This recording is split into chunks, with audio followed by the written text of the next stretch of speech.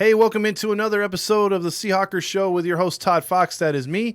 I'm going to be talking about this week's Sunday Night Football victory over the New England Patriots, 35-30 at the link. But before I do, real quick, like and subscribe, please, to this page. I'm trying to get it off the ground. I say the same thing every show. Hopefully, you guys can share to other Seahawk fans or other football fans that just like watching football videos. I hope that I'm doing a good job. Let me know in the comments or the feedback. Just let me know. I'm just trying to grow this thing, and this is a passion of mine. So with that being said, wow, what a victory. Russell Wilson has faced the Patriots 4 times, and it's all never been over a touchdown via the final score. I'd trade the last 3 victories that he had as a rookie and the last couple in New England and here, obviously, for that Super Bowl. And if they would have ran the ball like we all know they should have in that Super Bowl, he should be 4-0 against the Patriots all time. But with that being said, the Sunday Night Football game was different in many ways. Obviously, at the Clink, no fans. It was really crazy for them to pump up the volume only to 72 decibels, where if the Seahawk fans were there, it'd be like 120. So the noise factor, the cheering, the whole thing was in the advantage of the Patriots, and they could just go out there and execute, like Cam said in the interview pre-game. But this game, with that being said, this game was awesome from the start. Well, not awesome from the start, but you knew it was going to be back and forth. And the problem is, I'll break down the pros and cons of what happened and some of the things that I predicted that they should do that they didn't do, or some things that they just didn't execute all that well that almost cost them the game. And we'll get into that. We'll break through this game. I'll get into stats. I'll get into the whole 9 yards. But first, I want to show you some highlights, and I'll break it down as we go along. So this is the very first quarter, Seattle's first drive. They got the ball. This is 2 plays into the game, 3rd play into the game, sorry. And this is, unfortunately, our boy. Already down a starter as Wilson retreats off the play fake, and that's going to be intercepted, tipped, and picked off. And the Patriots will take the early lead. Devin McCourty takes it off the carom. So that was Greg Olsen trying to make a quick catch. Now, last week against the Falcons, he made one that was spectacular because Wilson threw an absolute bullet to him, and he was able to catch it on a slant in the end zone and just have these quick reflexes to make the touchdown grab. Now, in this one, though, the ball just popped right out of his freaking hands and right to the defender, and it was an easy touchdown. You're thinking right away, it's like, crap. You don't want to give a road team the lead, and especially in an environment where you could see the stands are empty. You don't have that 12th man backing you up. You have them at home rooting as hard as they can, but this one, no, it didn't get off to a good start. So let's see how the Seahawks responded. Now Carlos Hyde is the running back. Spent last year with the Texans, swinging out to him. Hyde, who came up with San Francisco as a rookie. Now, the reason why I showed this play right here is Carlos Hyde makes a catch out of the backfield. And this would be a play that they would use with Chris Carson during the game too, or even slants with Lockett. The thing that I liked about this is you were set up, if you noticed last night, the Seahawks against one of the best defenses in the NFL last year. Yes, I know they're missing a couple key players that opted out for the COVID reasons, but their defense is really good. And Lattimore is one of their best corners, if not the best corner in the league. And he didn't give up a touchdown for 2 years up until last night. Now see, and then no 100-yard receivers either. But see, what happens here is when you throw out of the backfield like this and you're able to pick up 7 to 8 to 9 yards on first down, second and shorts were happening a lot for the Seahawks last night. And I like the way Schottenheimer was opening up the playbook. And I'm going to get into a couple other spots in this game too. The protection was really decent for Wilson. Wilson had a chance to throw the ball, and he didn't have to scramble too much. Yes, he was sacked a couple times, but that's after he was holding the ball for quite some time. So I just wanted to show you guys how they were able to get the ball out of the backfield and get some easy yards right away. A few years back,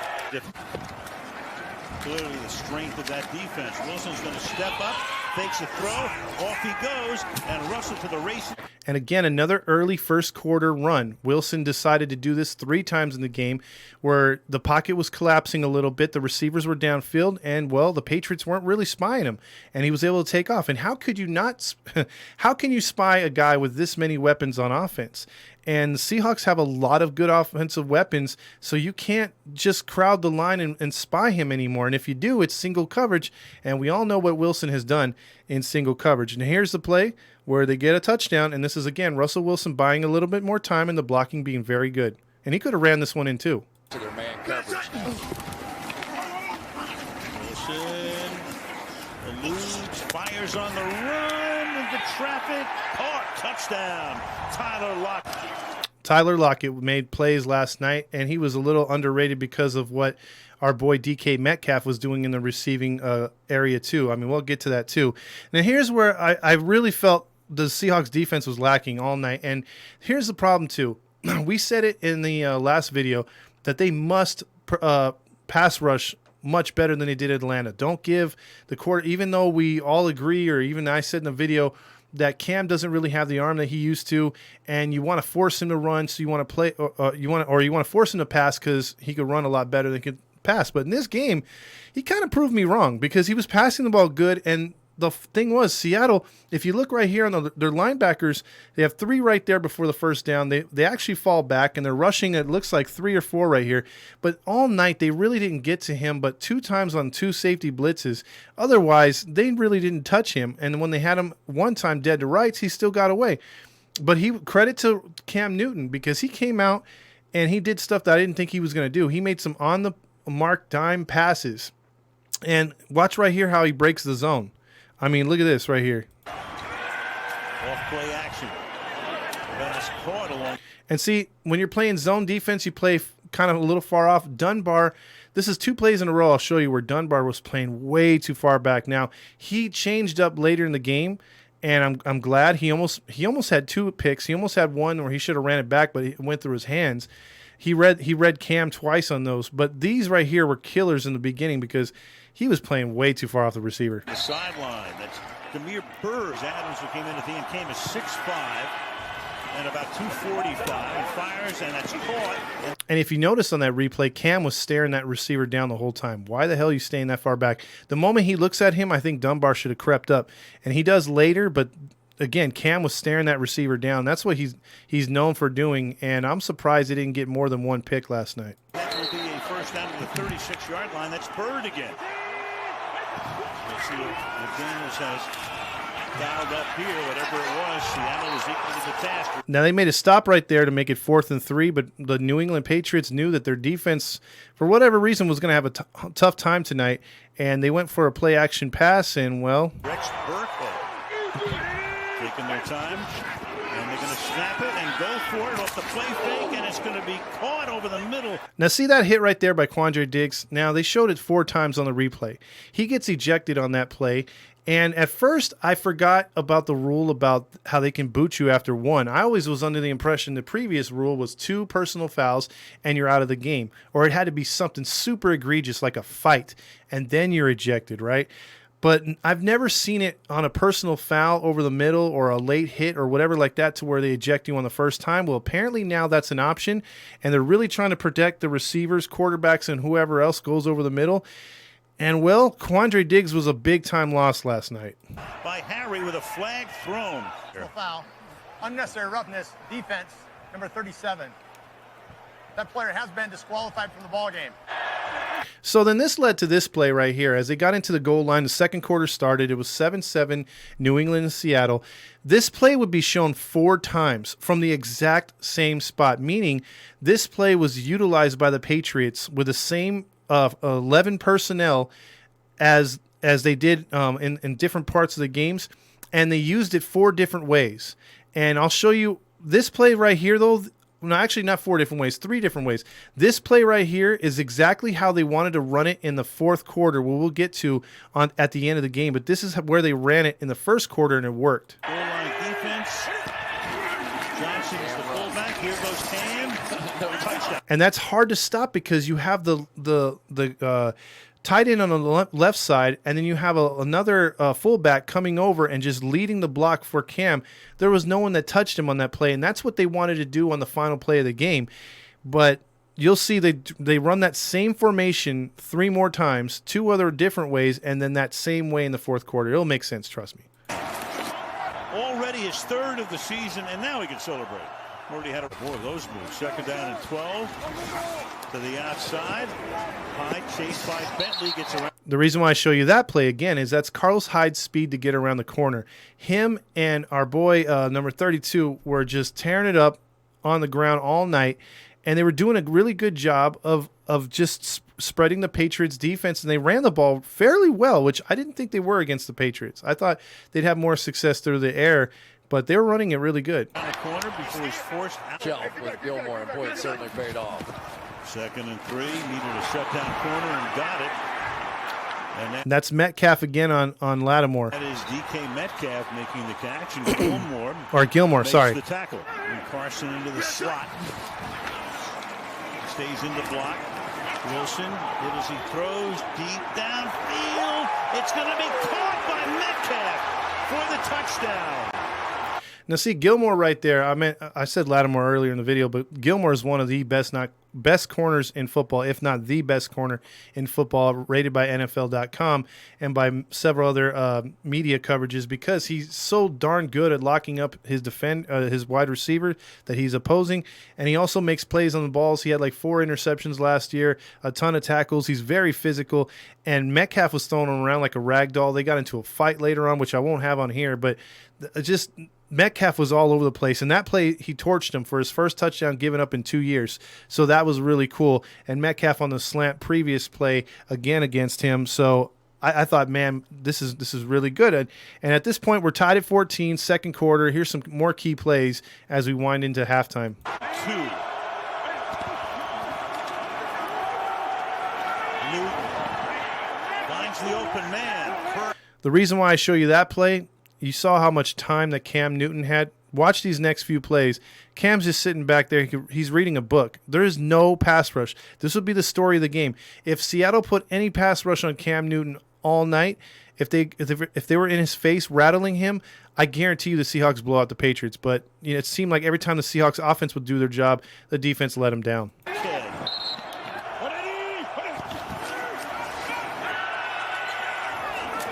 Checks it off. Burkhead's got blocking. Rained like a nut during the offseason, and it's all paid off. Well, he was on the street for a while. And he goes deep downfield here, and that throw is pulled in by Julian Edelman.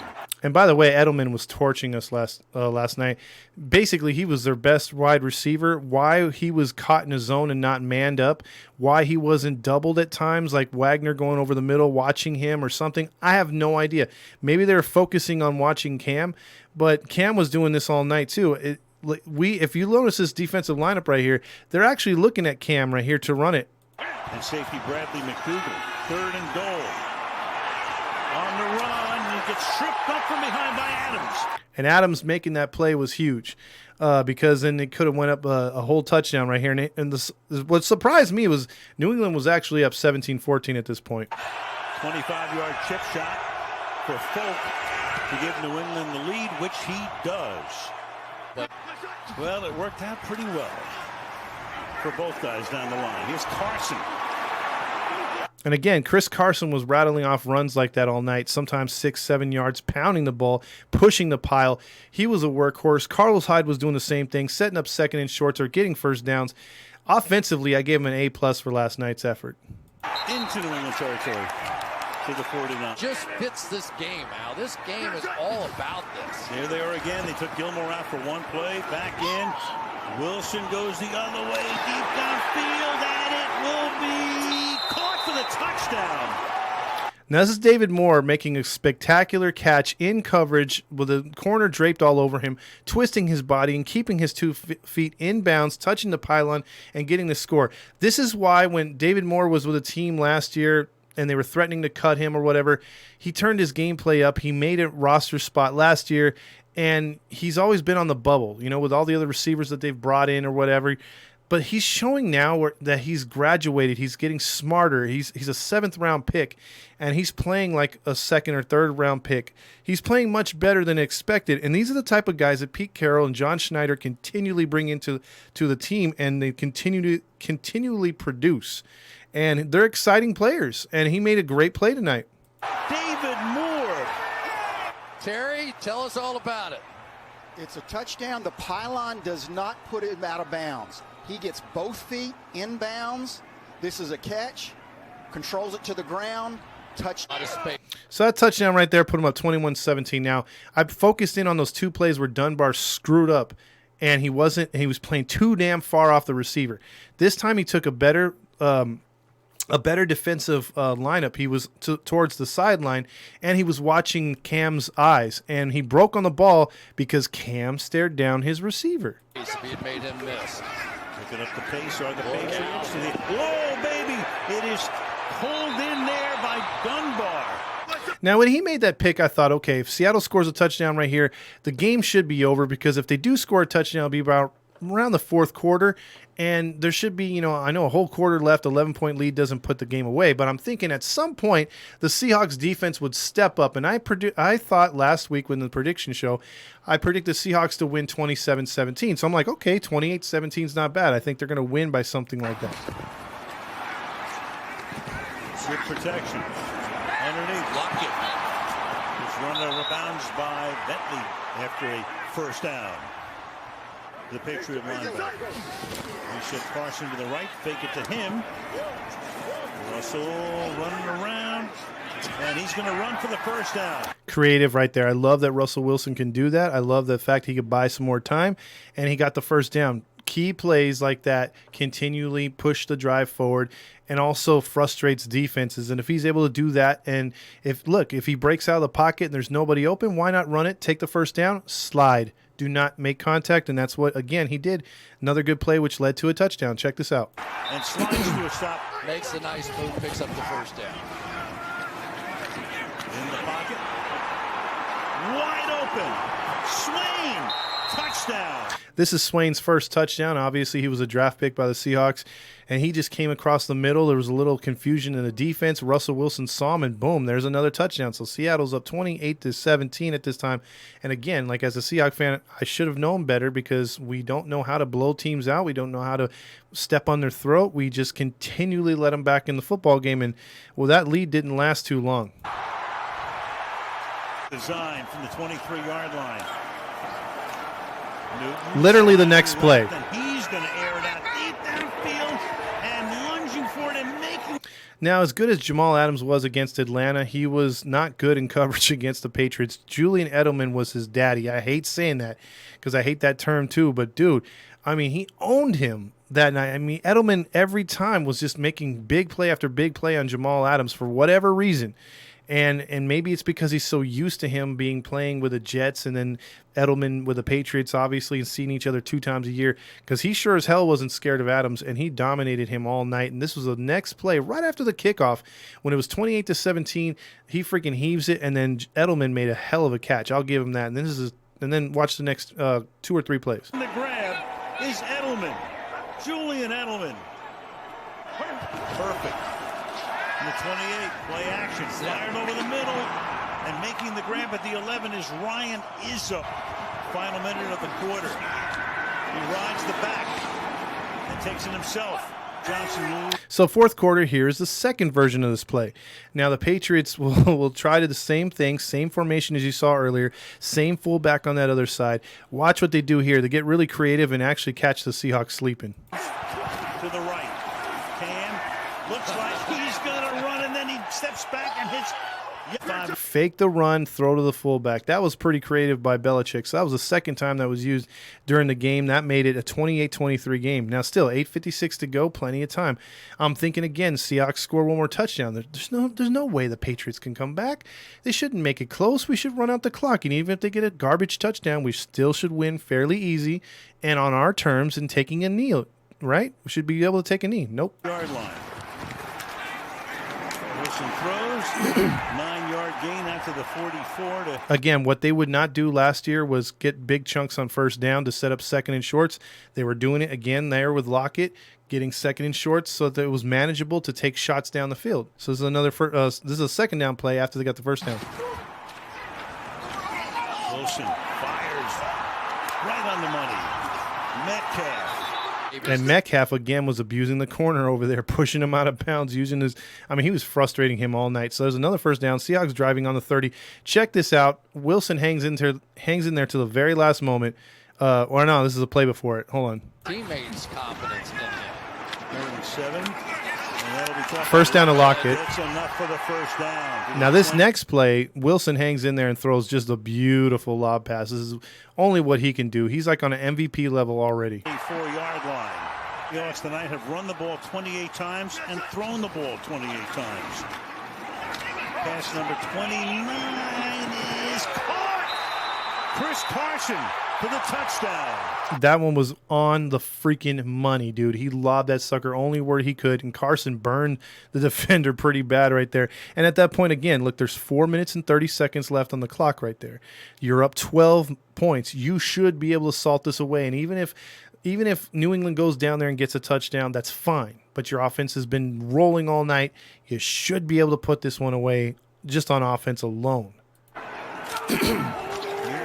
Again, no pass rush. Escapes. Not a room to roam. Montremore is in there for number 99. Second down and 10.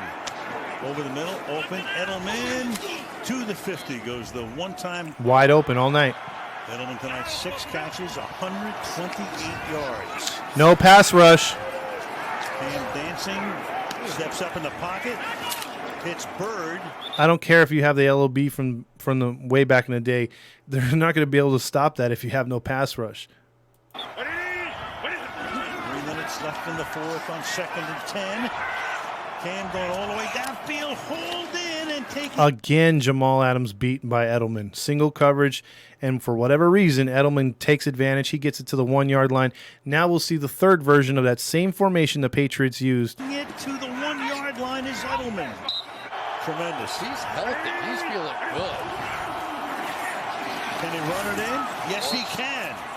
Same thing, other than they had another lineman on that left side. So it was like the same play, same formation. He ran it in from the left side again. So you're figuring right now, if you're Belichick, you've passed for 1 to the right side, you've ran for 2, and you're 3 for 3 on that same formation against the Seahawks. If I need to use that later, I'm going to use the same thing again, right? And that was Belichick's way of thinking. Now, at this time, you're up 35-30, 2 minutes and 16 seconds left. You have 3 timeouts left. They have 3 timeouts and a 2-minute warning, so you're going to have to at least get 1 first down, and that won't end the game because of the extra timeout that New England has being the 2-minute warning. So at this point, you know you're probably going to have to get maybe 2 first downs to not have to punt the ball away back to the Patriots. So now here's 3rd and 1. They've maneuvered themselves to 3rd and 1. Now, where have we seen this before? Unfortunately, against the Patriots in the Super Bowl, where the main thing would be, okay, you got Chris Carson line back there in the line. Why don't you hand the ball off to him, see what we can do? Now, the Patriots have 2 extra. They have a safety and a linebacker sitting on that side waiting for him. But you could have, brought a receiver over there to try to give him a gap block or something, right? Or you could have even put Wilson under center. You could have did anything, right? Seattle decides to go for the jugular right here, but not in the way I thought they would. And instead of going for a more conservative pass, they went for something I didn't think they were going to go for. And them going for it on 4th down. Did you? no, I can't. 3rd and 1. Wilson, he's going to go deep, and he is going to be incomplete. Yeah, then they're crying for a penalty. That's not going to happen because it's the Patriots. They're not just going to give you something like that. So right there, that was a 3rd and 1. If you look at where it is, the timeout status is right there. You have 2 timeouts left for the New England Patriots. So they only burned 1. So let's put it to you this way. If Seattle ran the ball and didn't get the first down, the Patriots would have had to bank a timeout, so they would only have 1 left, and you'd have 1:49. But since the incompletion, they were able to save themselves a timeout. So Seattle has 2 timeouts. New England has 2 timeouts. That's key. Now watch what happens. For Tyler Lockett. Now we're going to fast forward a little bit. Now the Patriots have moved the ball. There's 49 seconds left. They're already on the Seahawks 47-yard line, and there's only 49 seconds left. So you have more time than you have yards to score, and you have 2 timeouts. The Patriots are in perfect position to deal the Seahawks a loss. And let's watch what happens as they move down the field. Stretch we come on a 2nd down and 10 to 48. No pressure. Newton stepping up. No linebacker there to watch. First down. Runs for a first down. Edelman sets up in the right slot. Blitz, mind you. 6 guys coming in. Do they even get close to him? Newton. Deep and incomplete. Edelman looks for a flag, and there is a flag.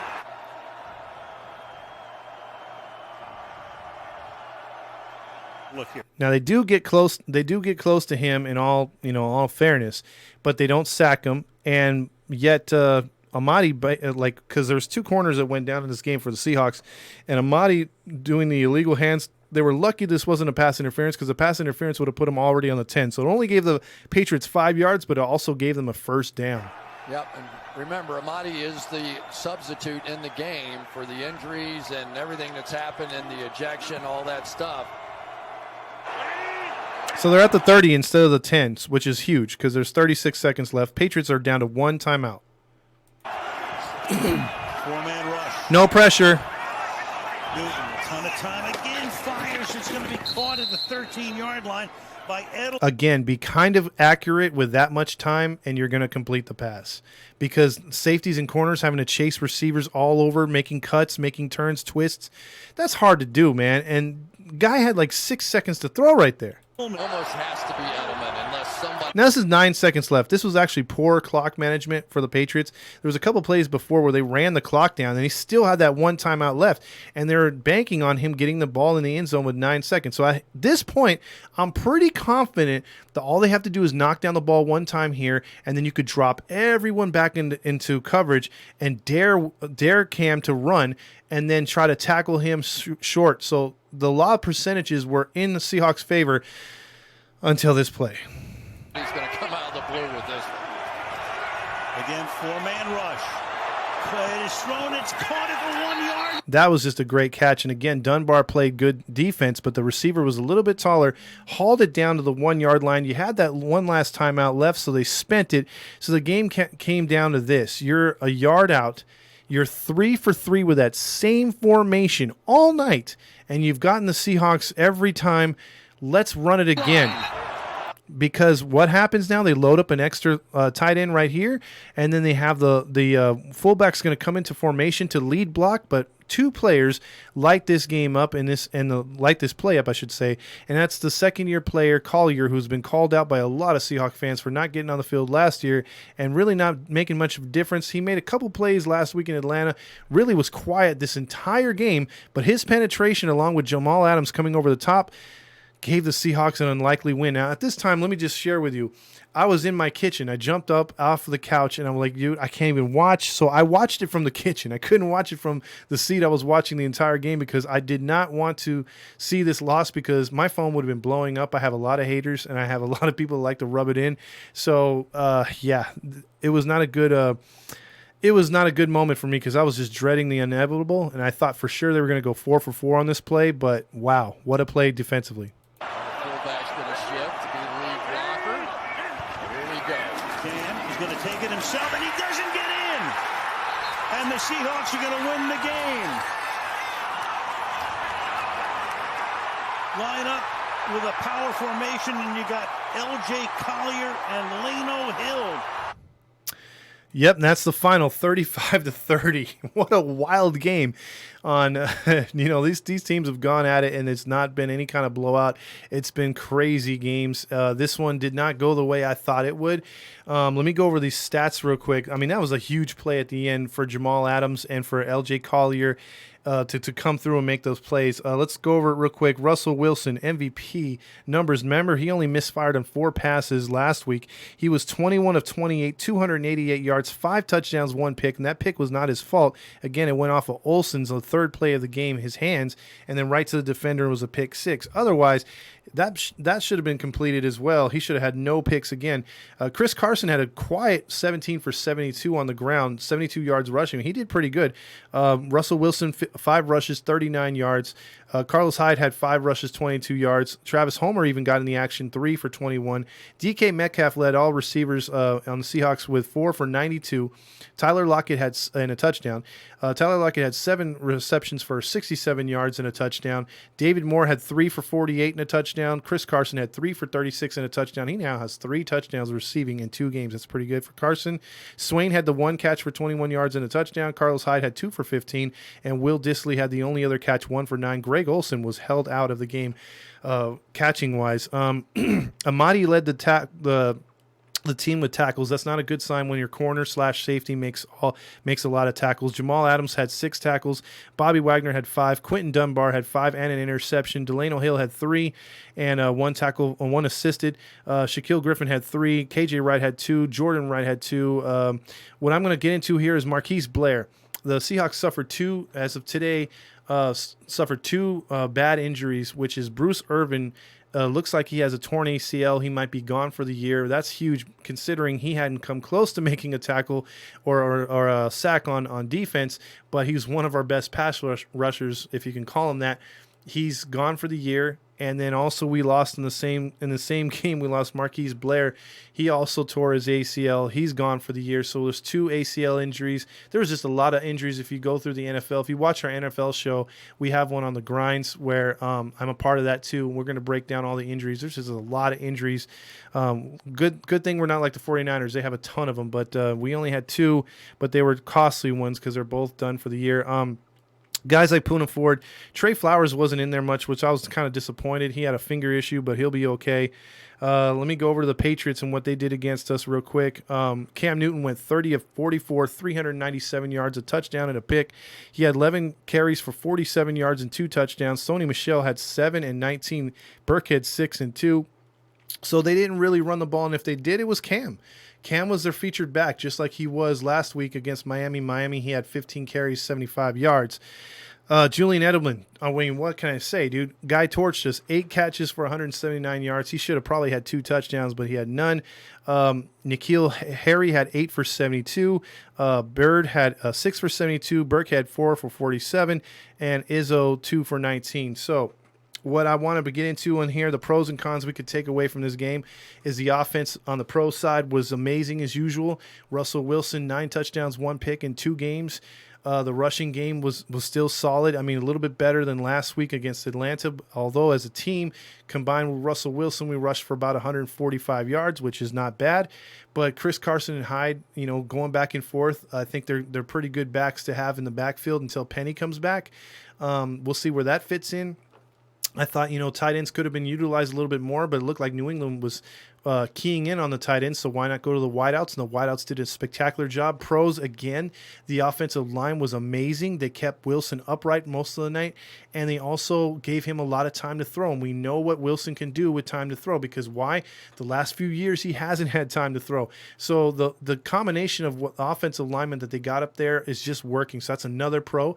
And another pro is Schottenheimer up in the booth. He seems to be calling better plays, opening things up a little more, giving Russell more free reign. And that's what we've been screaming at as far as Seahawks fans, is trying to give Russell more and more responsibility because he's just that damn good.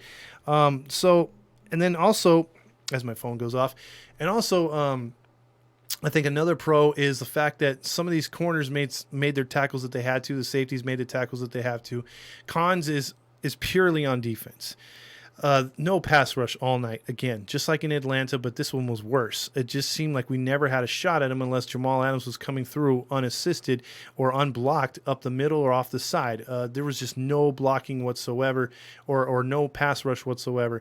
And I thought that was, as far as our offense getting an A for me, our defense got a D-, and it's just terrible because in 3 different spots we should have put the game away, and we just allowed Cam to do whatever he wanted to, running the ball. There was missed tackles. There was just blown coverages, wide open, biting on fakes.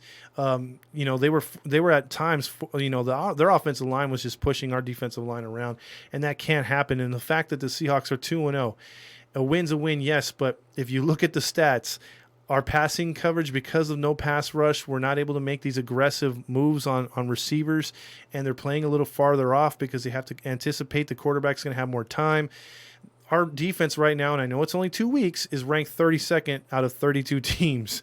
We've given up the most yards because we've given up about 900 yards of total passing offenses in 2 games to Matt Ryan and Cam Newton. And guess who comes to town, which is coming off a 450-yard performance, I believe, is our Dak Prescott from the Cowboys. He's coming in this week. The Cowboys did an unbelievable comeback against the Falcons, and they put up 40 points.